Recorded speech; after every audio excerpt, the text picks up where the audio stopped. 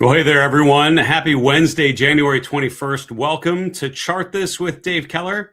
I'm your host, Dave Keller, coming to you from an actually quite lovely and clear and sunny Redmond, Washington. It's pretty cold, though, but we don't have the severe winter weather, which I'm hearing about in other parts of the country here. I know New York and other areas are bracing for a pretty significant winter storm here. I have to start traveling next week, as does my daughter, all around the bit in the Northwest, but mostly in the Northeast to go visit colleges and do auditions. So please think good thoughts for me and the Kellers trying to navigate around, get to different schools and get our family to different places. And I wish you all safety and success with traveling in life, whatever else you're doing right about now. Choppy day here as we continue to get a fire hose of headlines seeming to, spout incredibly bearish, then incredibly bullish takeaways from one moment to the next. Just today, we had rallies, we had pullbacks, we had sort of all the things here, a choppy session in the middle, sort of a mixed bag of everything. By the end of the day, major averages finishing up, pretty significantly, recovering yesterday's drop, kind of getting back to the highs from Tuesday's session. Obviously, news flow that tension around Greenland apparently lightening up a bit, although the rhetoric was pretty heated in a lot of places here and still doesn't appear to be taming down too much. We'll see what happens tomorrow. This continues to be a day of heavy headlines. I had a great interview earlier today with Ted Hicks, author of Evidence-Based Investing. That interview on the podcast should be ready for you later this week. And we talked a lot about navigating through choppy periods with a lot of volatility in terms of sentiment and news flow. And the general takeaway, and I'll let Ted explain in the interview some of the specific ways he addresses it, but it's not paying too much attention on trying to predict how individual news things and moments may impact other things down the road. It's focusing on the trends, right? Focusing on the charts and recognizing when the character shifts in this market. I would argue that investing is not about having a great crystal ball. It's having your eyes open and your ears open and just watching for changes. I think changes become clear if you follow the charts consistently enough. Hopefully what we do on the show helps give you more confidence to do that in your own process. And I'm so glad you're here having a conversation about the markets with us. As always, 3 parts to the show. We'll start off with a brief recap on what happened. Number 2, we'll dig into some of the group, sector, and individual stock themes, which I think is important as an equity investor, just to make sure we don't miss some of the key things that happen and with the incremental evidence we're able to gather on a trading day like today. And then we'll finish off with some hand-selected charts that I've grabbed through the course of the day today to share with all of you. As always, if questions come up with the conversation we're having and with the charts that we're showing, please drop a comment on our YouTube channel. We'd love to hear from you and perhaps feature your question on our Friday mailbag episode. We've had some really good mailbag episodes already to kick off the new year, and would love to answer one of your questions on Friday's show. The S&P 500 and the NASDAQ and the Dow almost identical, all up 1.2% or so to finish the day. That puts the S&P at 6875. Did briefly go above 6,900, so still below that 7,000 mark. And to be honest with you, still in that yellow light area for us as it remains below 6,900. But, the deterioration that we saw yesterday certainly had this foreboding sense of something a lot worse coming. And while that certainly could still be the case, we'll see what happens in the next 24-hour cycle. But for now, a nice recovery as tensions start to alleviate. And I think that idea of tension and release is what was a lot of the story in the fourth quarter of last year, and certainly appears to be, I think, what we'll be facing with more than some of us might like here in 2026. Mid caps and small caps, though, really the juice of this market, and the S&P 600 small cap index was up the most, up 2.6%. I'm going to jump over here to look at Koifin, which is another platform that I use pretty much every day. And one of the charts that I have front and center looks at the Russell 2000, the Dow, the NASDAQ, and the S&P.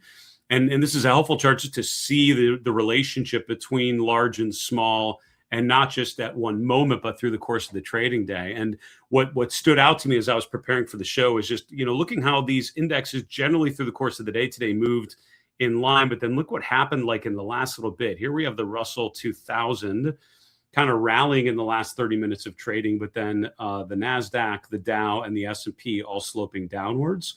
You see how the Russell 2000 sort of diverging there. And that led me to dig a little bit more into, divergences in small cap versus large cap. But by any measure that I would use, pretty significant rotation into small cap. We can see that here, looking at the 9 factors, sort of the Morningstar style boxes. This is just looking at one-day performance, of course, but small cap value up 2.5% versus large cap growth up 0.9%. So you can see that that differentiation, that disagreement between small and large today. So we've been talking about that resurgence in small cap leadership. We're certainly seeing that today. We're seeing that emerge as a general theme that we started talking about in the fourth quarter, as that really started to become the reality. And now the chart's telling us that still is very much the story here. I think the surge in value-oriented sectors like industrials, like materials, like energy, certainly a part of that story as well.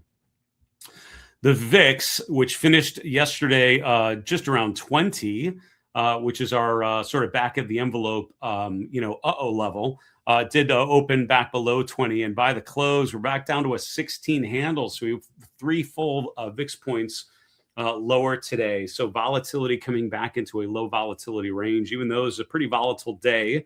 And even though the markets were up a decent amount, volatility coming off. So back below 20, which is a good sign. And that's an encouraging sign telling you options market, thinking a little more calm here going forward. We'll see.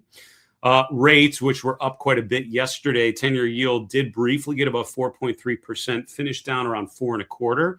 The long bond yield's just below 4.9%. The 5-year point around 3.83. So bonds rallied after dropping yesterday.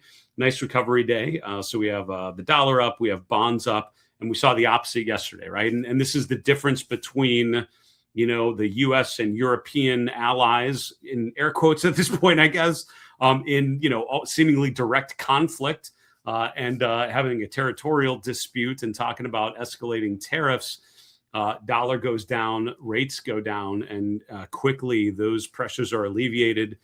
Dollar goes up, bonds go up. So what I think that tells you, if this was a little test of how sensitive are the bond markets, how sensitive are the currency markets to, vernacular around trade tensions and tariff tantrums and all of those sort of issues, the answer is still pretty sensitive here. Now, there's obviously a lot of movement with the Japanese bond market, which has been covered in a lot of other places with people that know that space better than I do.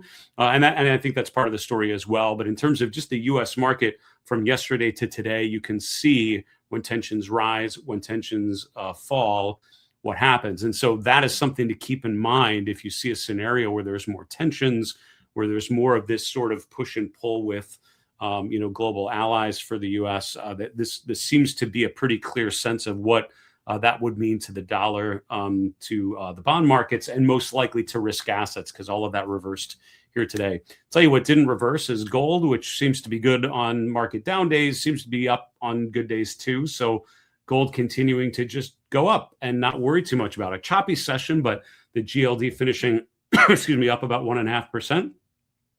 Silver down 1 2/3%. Copper was flat. Crude oil up.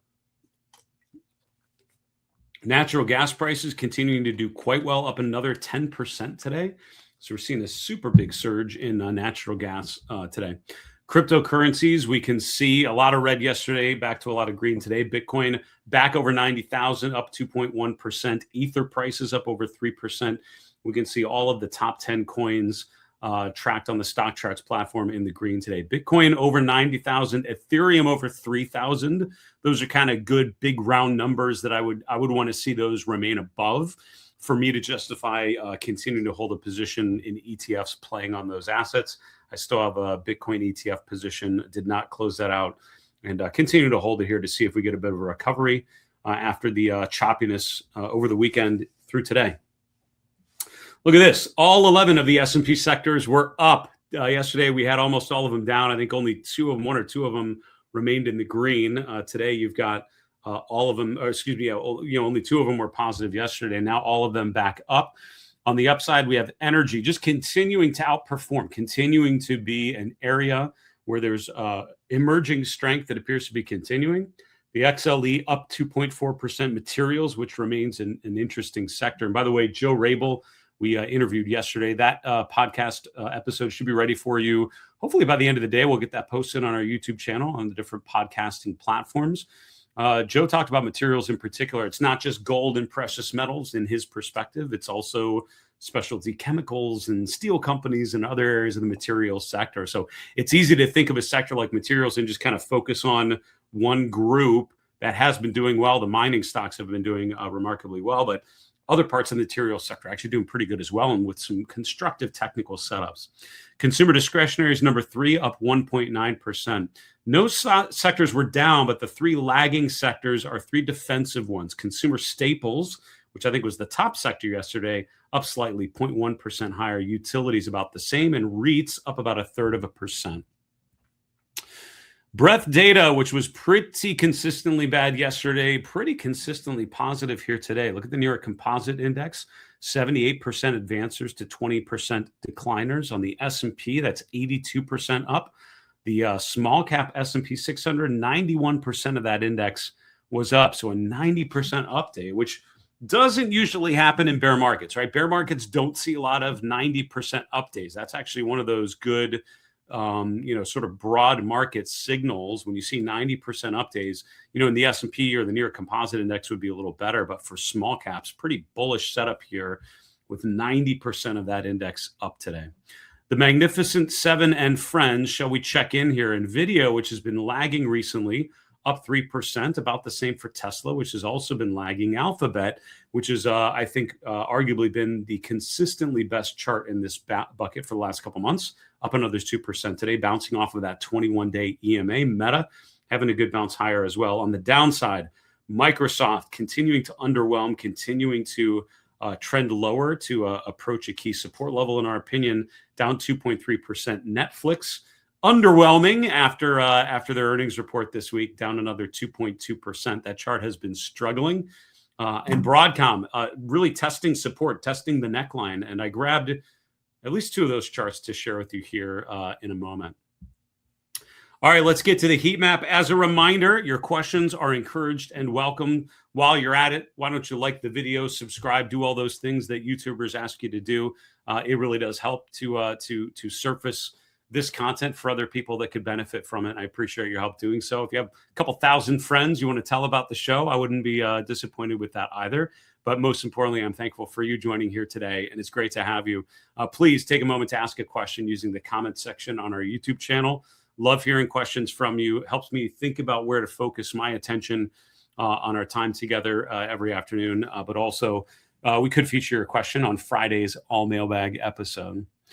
All right. Starting in the upper left, mixed for technology. Look at the big names that are down today. Microsoft, Broadcom, Oracle, Palantir, and AppLovin. And 2 of those, Palantir and AppLovin, right? So those great examples of constructive charts that look remarkably good.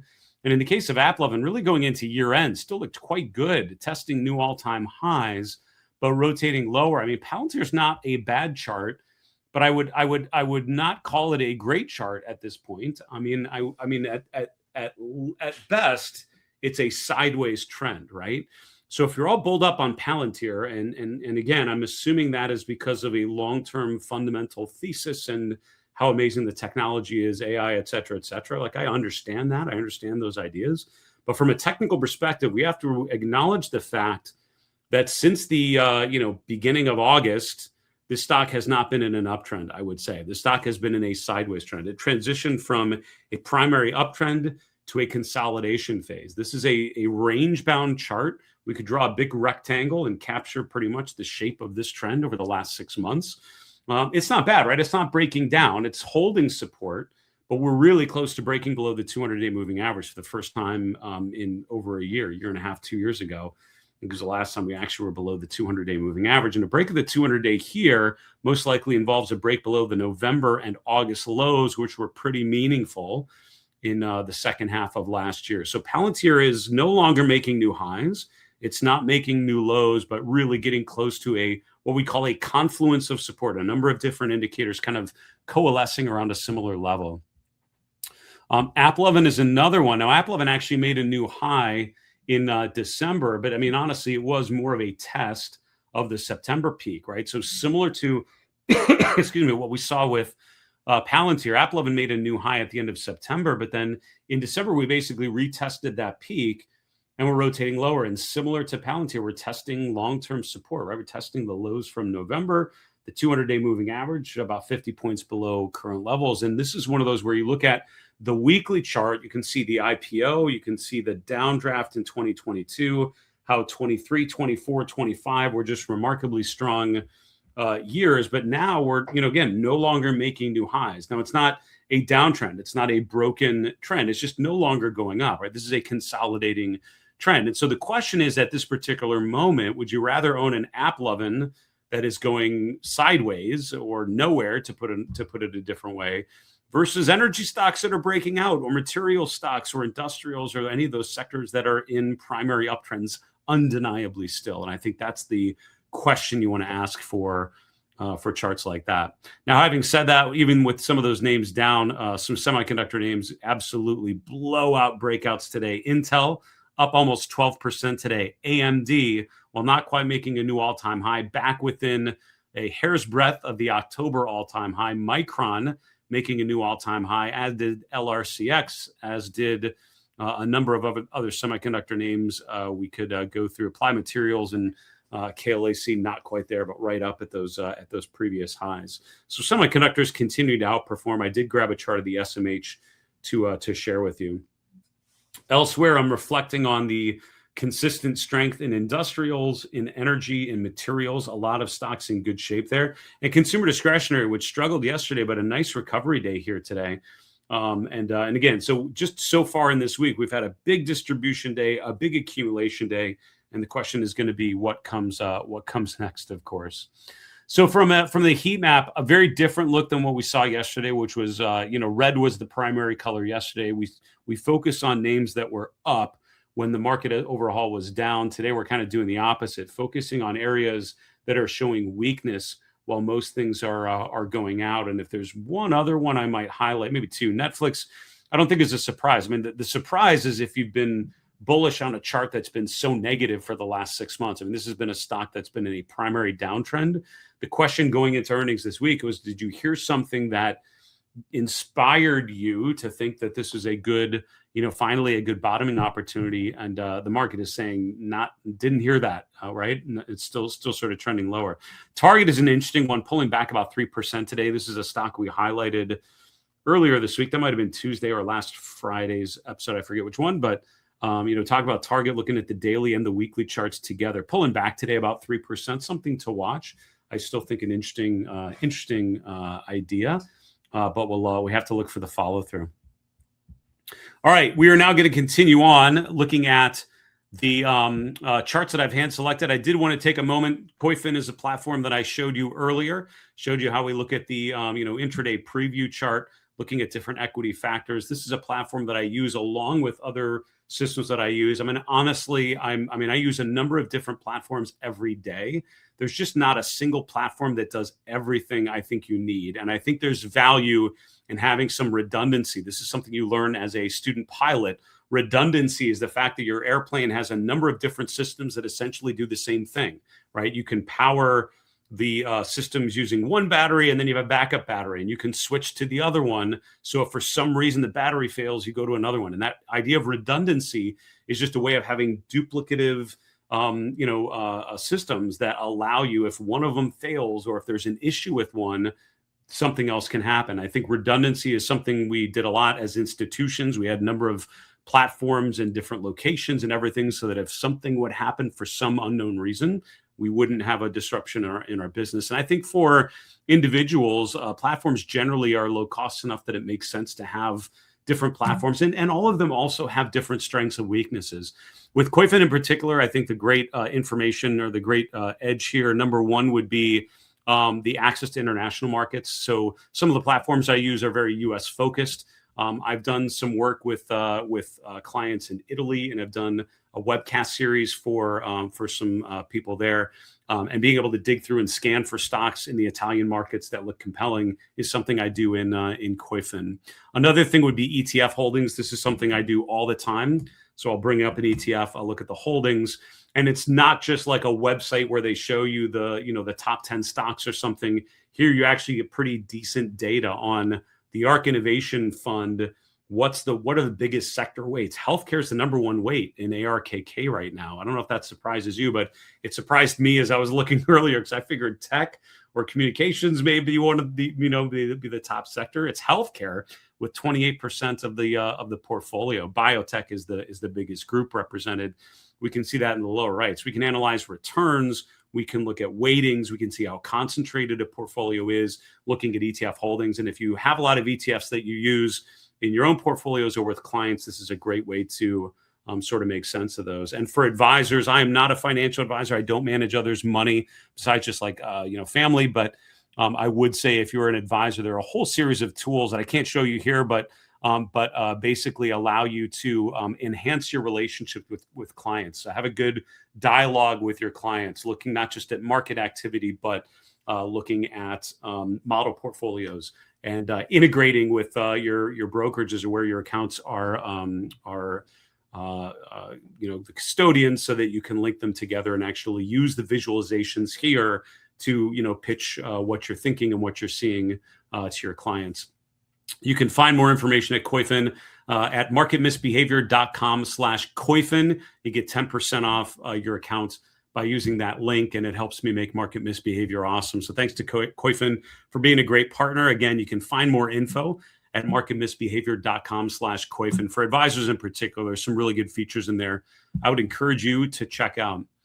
All right, let's continue on looking at some charts together. Here's my daily chart of the S&P with this traffic light style approach that I've been favoring here recently. Nice recovery day today. This isn't a candle pattern. It's not like a bullish engulfing pattern because the open was a little higher today. So it's sort of a non-pattern, but certainly speaks to a 2-day rotation from a down day yesterday to an update today.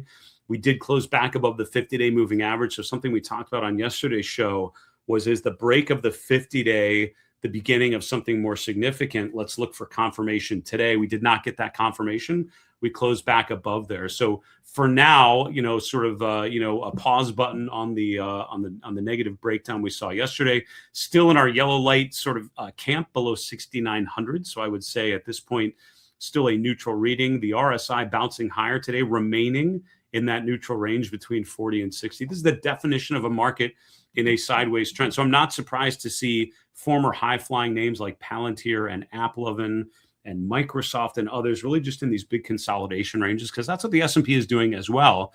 And other major indexes getting back above 6,900, I think would be a really encouraging sign through the course of this week. We'll see if that can get done. The VIX, which pushed just at 20 yesterday, came back today down about 3 points to 17 or so, just slightly below there. So we remain in a low volatility environment, according to the VIX. Anything above 20 is usually a dangerous sign of potential concern based on the options market. Another day remaining okay.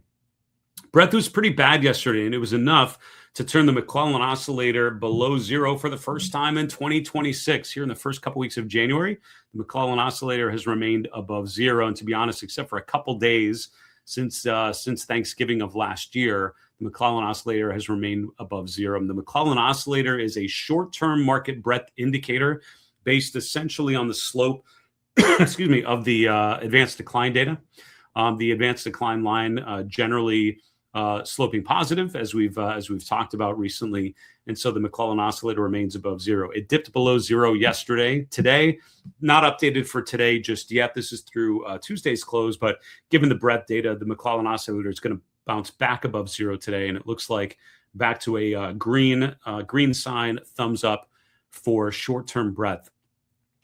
This is a 3-year chart featuring a ratio. I was looking through my ratio chart list, which is something I don't do all the time, to be honest. I probably should do it more often, but just inspired thinking about small stocks versus large stocks, and that sort of spread I noted today in the last 30 minutes of trading just led me to spend a little time going through some of the different ratios. And ratios are helpful because A lot of times, I don't know about you, but for me in my process, it's a lot of it thinking about a chart, right? Thinking about the S&P or the NASDAQ or the Russell 2000 or semiconductors or Microsoft or whatever it is, and looking at that chart. And I think about relative strength, but it's really about analyzing the trend in the price. But by ignoring the absolute changes and just thinking about ratios, right, which is just purely looking at relative performance of one thing versus another, it can help you understand rotations a little better. And so I have a series of charts that just look at different ratios as a way of thinking about offense versus defense, small versus large, growth versus value, different types of stocks versus other things, and just thinking about what that means